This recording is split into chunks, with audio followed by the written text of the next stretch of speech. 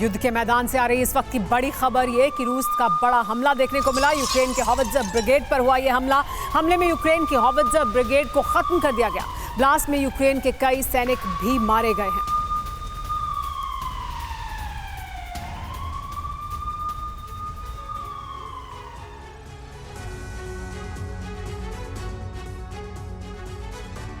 पहले Crimea bridge को उड़ाने को लेकर यूक्रेन, जर्मनी और ब्रिटेन की साझा प्लानिंग की जानकारी सामने आई और इसके 24 घंटे के बाद ही क्रीमिया में यूक्रेन ने ताबड़तोड़ हमले कर दिए।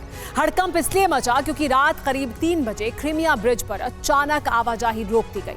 अब शक जताया जा रहा है कि यूक्रेन फिर कर्च ब्रिज को टारगेट करने में कामयाब हुआ है। हालांकि यूक्रेन ने भी अब तक ऐसा कोई दावा नहीं किया है और न रूस की मीडिया में किसी नुकसान का जिक्र है। लेकिन इतना तो तय है कि अगर कर्च ब्रिज पर यूक्रेन या नेटो की वजह खरोंच भी आई तो अंजाम भयंकर होगा।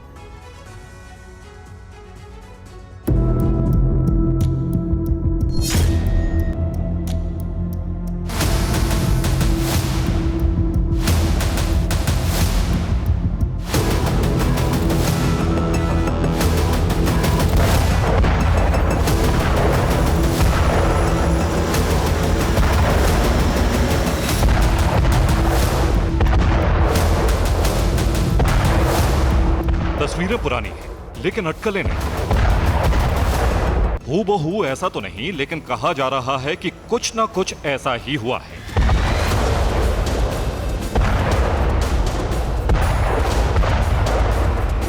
कर्च ब्रिज को लेकर तरह तरह के दावों की वजह है एक रिपोर्ट,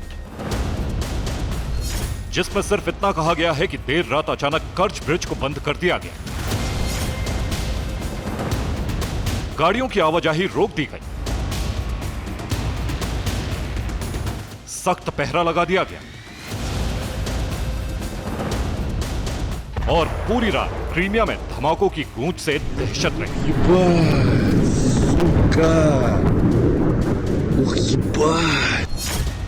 रिपोर्ट के मुताबिक शनिवार देर रात यूक्रेन ने क्रीमिया पर ताबड़तोड़ हमला किया। कर्च ब्रिज को टारगेट करने की कोशिश की गई। क्रीमिया के एक अहम इलाके में हमला कामयाब भी हुआ।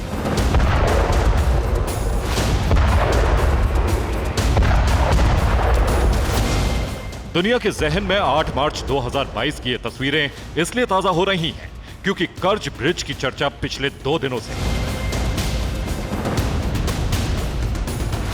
एक रिपोर्ट के मुताबिक जर्मनी यूक्रेन के साथ कर्च ब्रिज को उड़ाने की प्लानिंग तैयार कर रहा है।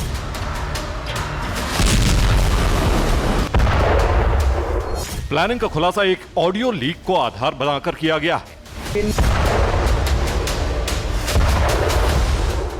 सुपर प्राइम टाइम में एक दिन पहले ही हमने आपको इस ऑडियो और तमाम दावों के बारे में बताया।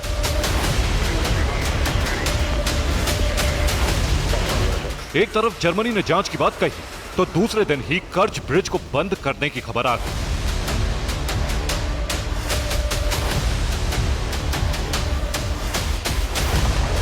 शनिवार की रात को क्या हुआ और क्या सवाल उठ रहे हैं, ये आपको दिखाते हैं।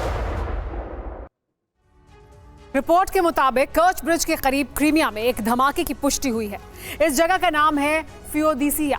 रिपोर्ट के मुताबिक यहां एक तेल डिपो में ब्लास्ट हुआ और आग लग गई। आग क्यों लगी इसकी जानकारी सामने नहीं आई है, लेकिन इतना जरूर साफ हो चुका है कि बीती रात यूक्रेन ने क्रीमिया पर ताबड़तोड़ ड्रोन अटैक किया।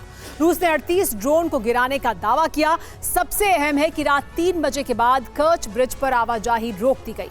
अब सवाल उठ रहे हैं कि क्या कर्च ब्रिज पर हमले की वजह से ट्रैफिक को रोका गया। सवाल यह कि क्या फिर ड्रोन अटैक से कर्च ब्रिज को नुकसान हुआ है? क्या हमले की वजह से कर्च ब्रिज को फिर से बंद करने का फैसला लिया गया?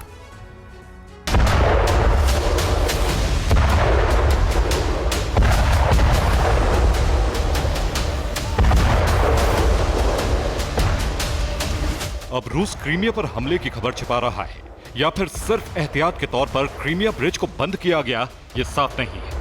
हालांकि दावा यूक्रेन की तरफ से भी नहीं किया है, लेकिन एक ही रात में 38 ड्रोन से क्रीमिया पर हमले को रूस मान रहा है। दावा है कि सभी ड्रोन हमले नाकाम कर दिए गए।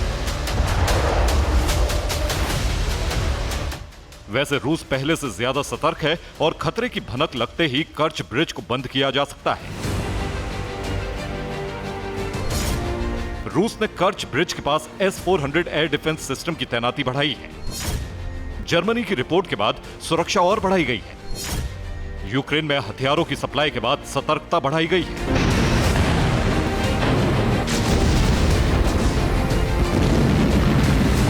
एक दावा है कि इसी सतर्कता की वजह से फियोदोसिया के ऑयल डिपो में धमाका होते ही कर्च ब्रिज को बंद कर दिया गया। अब भले ही कर्च ब्रिज को नुकसान हुआ हो या नहीं, लेकिन इतना तो तय है कि 38 ड्रोन से हमले की कोशिश और फियोदोसिया में ऑयल डिपो में धमाके का हिसाब पुतिन जल्द यूक्रेन से चुकता करेंगे।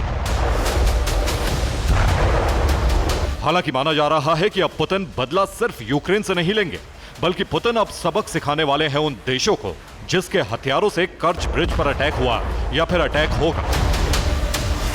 पुतिन अब नाटो से बदले की तैयारी में है।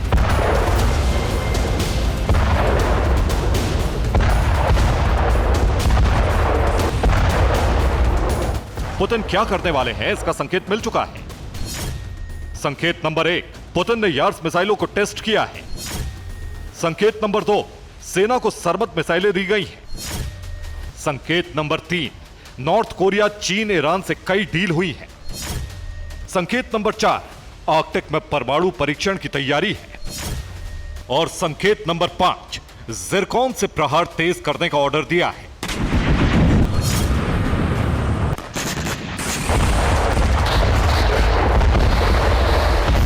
हालांकि नए हथियारों के आते ही क्रीमिया का मिशन एक बार फिर शुरू होने वाला है, क्योंकि रूस यूक्रेन वॉर ने दुनिया को कई सरप्राइज दिए।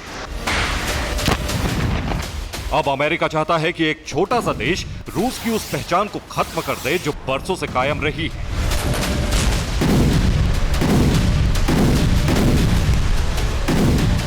हालांकि रूस ने कर्च ब्रिज की सुरक्षा में कोई कोर कसर नहीं छोड़ी है। इस पुल पर पुतिन ब्रिगेड का ऐसा पहरा है जिसे भेदना असंभव है।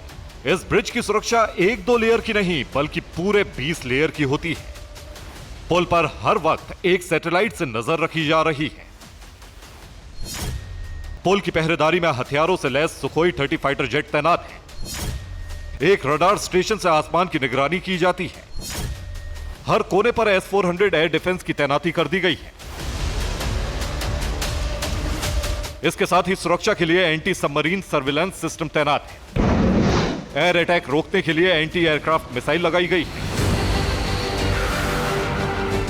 इतना ही नहीं, कर्च ब्रिज के आसपास सरफेस टू एयर मिसाइल भी 24 घंटे तैनात रहती है। वहीं पुल के करीब करीब हर इलाके में वॉच टावर भी बनाए गए हैं।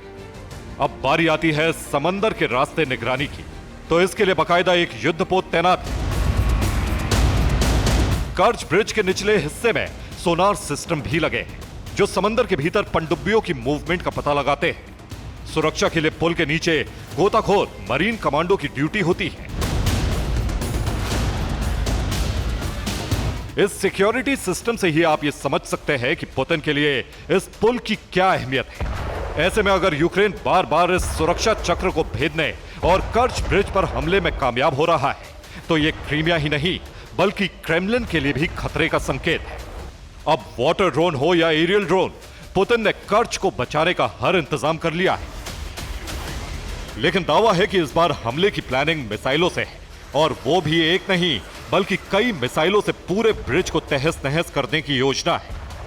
ऐसे में क्रीमिया के आसमान में एक भी ड्रोन की आहट क्रीमिया की सुरक्षा में तैनात रशियन फौज की धड़कनें बढ़ा रही है। Bureau report, TV9 Bharatvarsh.